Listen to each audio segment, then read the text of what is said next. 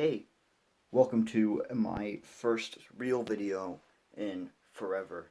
And this one I'm super excited for.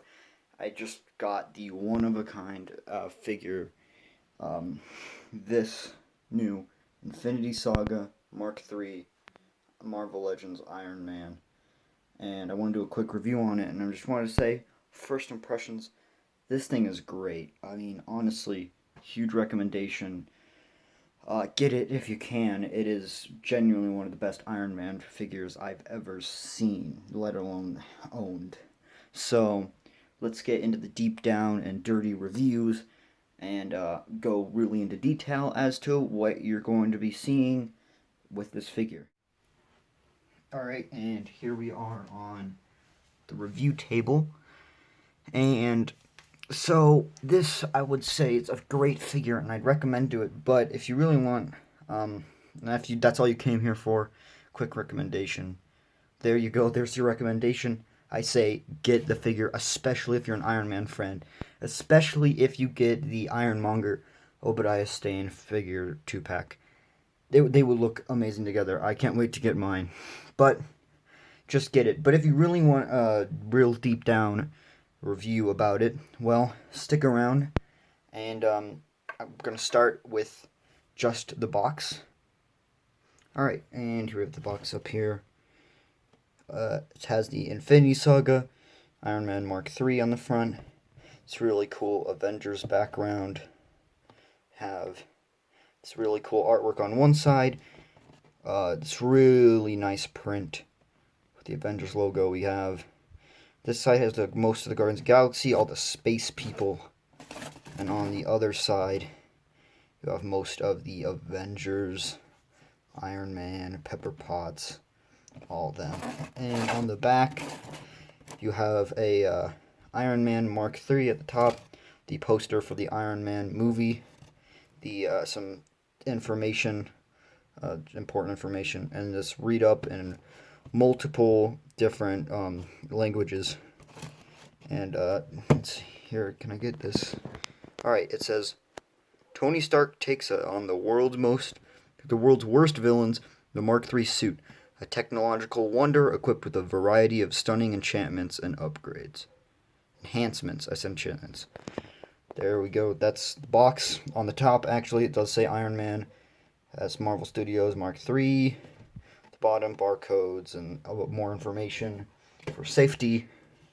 And now let's really get deep into the figure itself. Right, in terms of accessories, we have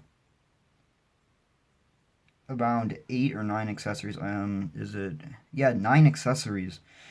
Which I don't know if you really consider some of these accessories, but we have 2 heads, 2 pairs of hands, 2 arm attachments, technically 3 arm attachments.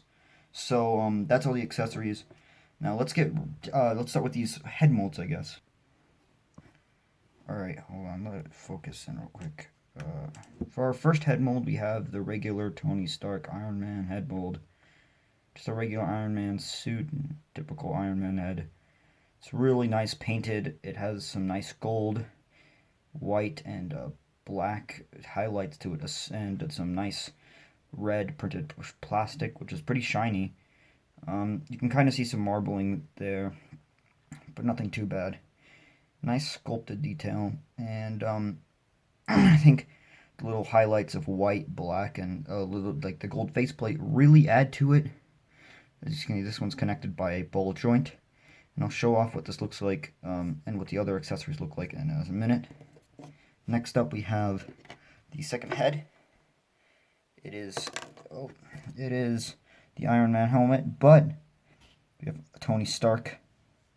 So it's basically the same thing, same little highlights, make it look really nice, same molded detail, ball joint.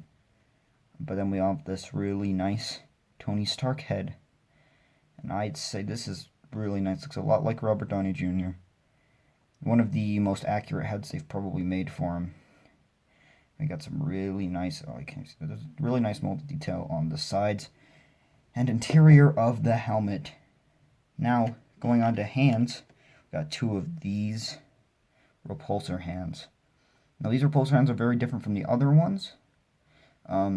I can do a quick comparison for another one in a second, but this one does not have a port in it for effects pieces.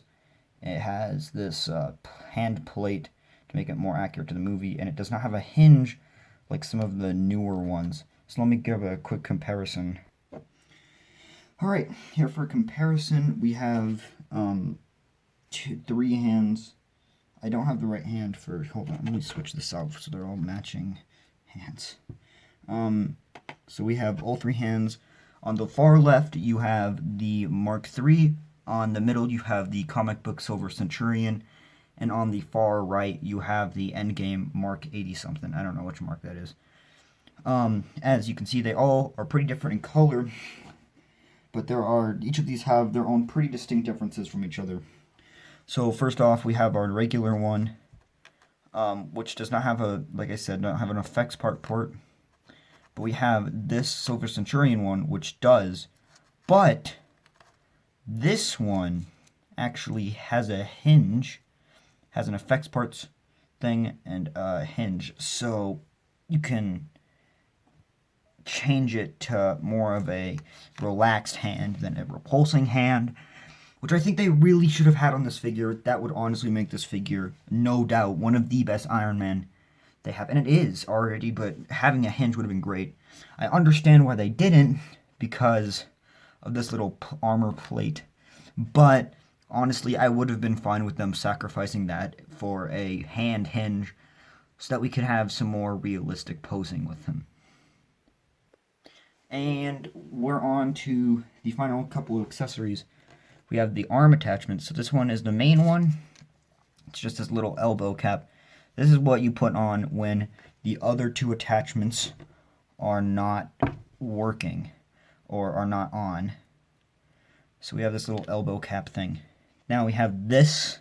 I have no idea what this is. I'm pretty sure it looks like a little communications device or some sort of bomb. I'm pretty sure what it is it's a little component that in the movie Tony Stark uses as a little shield to defend himself from being attacked by Obadiah Stane's Ironmonger like minigun strapped to its arms. And the final accessory, my personal favorite, we have this missile launcher that looks really nice on the figure. It looks like it's splitting apart, revealing these missiles that Tony is about to shoot at his enemies. And they all look really nice. And I will demonstrate what all three of those look like on the figure. Alright, right now we have him sporting the open helmet Tony Stark face look. And I'm going to give you a quick run through of the little details and what I think is good and not in the body. Now, initially after looking at it, the shoulder pads are cool, but they kind of are a nuisance because they actually they don't move very well with the shoulders. You have to like really move it with it. But if you try to move the arm just by itself, it will block it from really moving. The chest is probably the best and most detailed part of this figure. It's really nice. Probably the best arc reactor that has been done this far for a Marvel Iron Man. It's really nice how it has a more blue glow instead of a more typical white look. It looks more like it's glowing, where the other ones are usually make it look like it's more just blue, just straight up painted blue. And this one has a nice mix of white and blue in it. Now there are really nice gold highlights around the arms.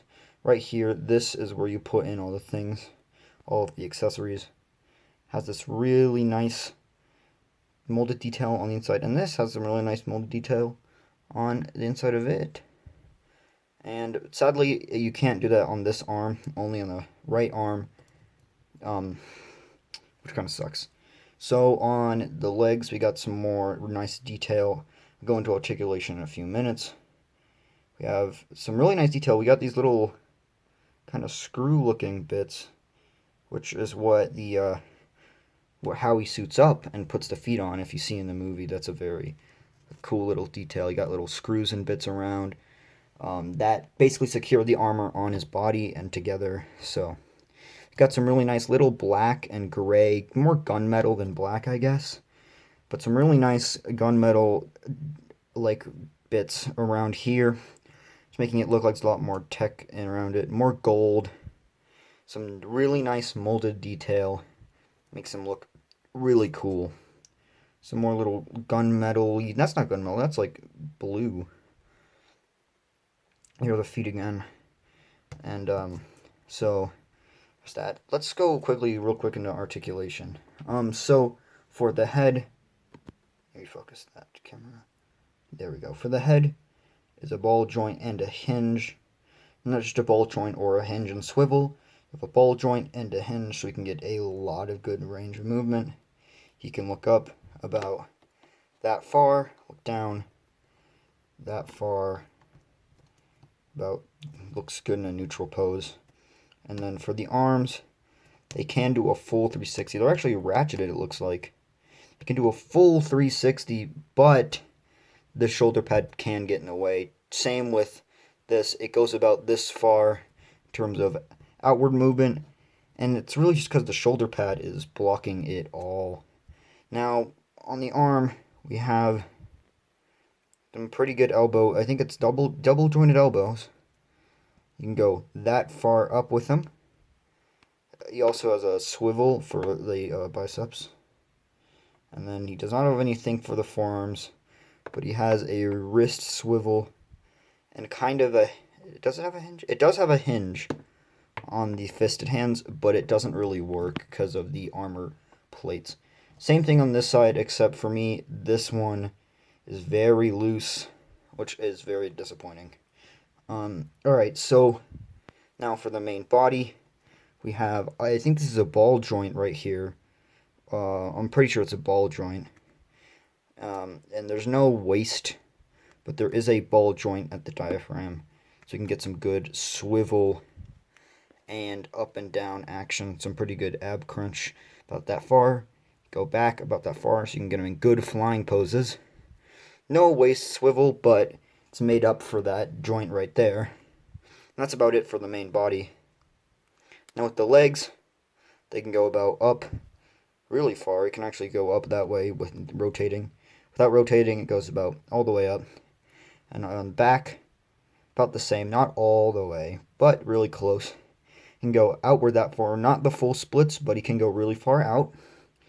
Has a little swivel right there on the thigh. No knee swivels or anything, but does have a double jointed knee, which you can get really far, folded almost all the way back like that. The knees are really well disguised with this knee pad.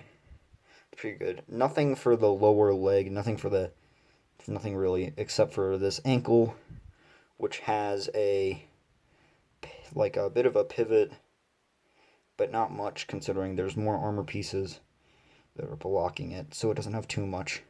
And on the bottom, centered, which is usually not very centered, but in the very middle, you can see a port for blast effects. So you can still have them flying, just the hands won't necessarily match up because they don't have ports in them. So let's get into size comparisons with other figures. Alright, so for some quick comparisons, here we have our Mark III Iron Man armor. And first off, we're going to compare them to the Avengers Endgame Mark 80-something armor. I don't know which Mark 80 this is. This one's taller than this, and that one's actually kind of has its legs spread out. Well, this one is actually standing up straight. Now, I just put his legs out so he can stand. But he is significantly shorter than the Mark III.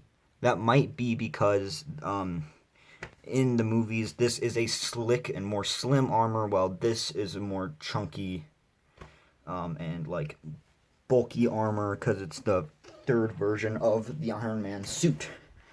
Taking this one away and throwing in our next one, we have a good comic book Iron Man comparison. Oh, the camera is moving around. With the Silver Centurion. Let me see if I can get him standing up good. So there's a good comic book Iron Man. Compare with. I do not have the 80th anniversary one. I cannot really do anything with that. But here we have Silver Centurion, a good comic book comparison. Once again, our new guy is much taller than the other one. Not much, but it's like a good portion more. If these were actual human-sized, it'd probably be about an inch or two. Now, next and finally, for the other Iron Man-based comparisons, we have a War Machine coming up with the MCU Civil War Machine decked out as the Punisher. Got Punisher, War Machine. Once again, shorter, a lot shorter actually. Here, let me see if I can get him standing up more straight. But he's a lot more shorter. Even though the War Machine suit is typically very bulky, it is still shorter than the Mark III armor, which I'm honestly kind of surprised about. Alright, we got 3 more comparisons. We have a Marvel Legends figure, a Black Series figure, and a Transformers figure. So, first of all, let's go with the other Marvel Legends figure, which right here we have the AIM Soldier, the Hasbro Pulse exclusive AIM Army Builder. Now this is really nice. He's a little shorter. This one is crouching a bit, but he looks really nice to him. He doesn't look too comic booky for them not to pose with each other and not look good to each other. They both look really nice next to each other. So that's nice. And I'd say if you really want some cool action scenes with stop motion or just some cool action dioramas or pictures, getting some of these AIM soldiers and putting them next to this Iron Man is a way to go. Next up, with our next comparison, we have the Black Series Jet Trooper, the Battlefront Rocket Trooper, not Jet Trooper, Rocket Stormtrooper. The Black Series is significantly shorter than Marvel Legends, I will say. Especially this one. Crap, it's not standing up. That's the other thing about Black Series, they don't stand up very well. But this one is significantly shorter than this Iron Man. Much, much shorter. But that's just Black Series. That's how Black Series works. It's very typically shorter than every other line. And here we have the average Voyager, well, technically leader class figure for Transformers, War for Cybertron. We have Optimus Prime. And they're about the same height. Optimus might be a tad taller, ever so slightly. But honestly, for being from 2 completely different franchises, from having 2 completely different purposes, these 2 look really nice together, I would say. They look really nice next to each other. And if you want to do a cool crossover, definitely put these 2 next to each other. It looks great. And here we have one last final detail. This is basically the best scale I can get to him with a Build-A-Figure or a deluxe size figure. And here we have the Crimson Dynamo right arm from the Crossbones figure. And that's how he scales up to an arm of a Build-A-Figure. This is about how tall it is compared to him. But that's what a Build-A-Figure would look like. I don't have any Build-A-Figures or deluxe figures that size yet. So that's the best I can really do for that comparison. Well, this Iron Man figure measures out about just over 7 inches. No, just about 7 inches. Just under it, even. Around, it's just under 7 inches. So it fits in pretty good with the other Marvel Legends, but not so much with the Black Series. Alright, so for my very final thoughts, I'd say overall this is a pretty nice figure. I'd seriously recommend it to anyone who wants to buy it. I'd say it's great. And I'm going to do a quick little montage at the end, just a few seconds of all the accessories and things put together, as well as him next to some other figures. So stay tuned for that. But overall, fantastic figure. Hasbro hit it out of the park with this one. Super accurate, just amazing in general. I would I genuinely recommend this figure. One of the best Iron Man figures I've ever seen. Now, I got this. Uh, I'm pretty sure I got this one early. But if you really want this figure, you can scour the deep dark corners of the internet, or you can go to Big Bad Toy Store, HasbroPost.com. Any of those. You can go to Amazon if you want, and pre-order it. It should come around September 1st. So here's your early look at this Iron Man figure. Hope you enjoyed. Make sure to subscribe, all of that, and I will see you guys in another video. And also, tell me, who should I review next? What figure should I get next and review?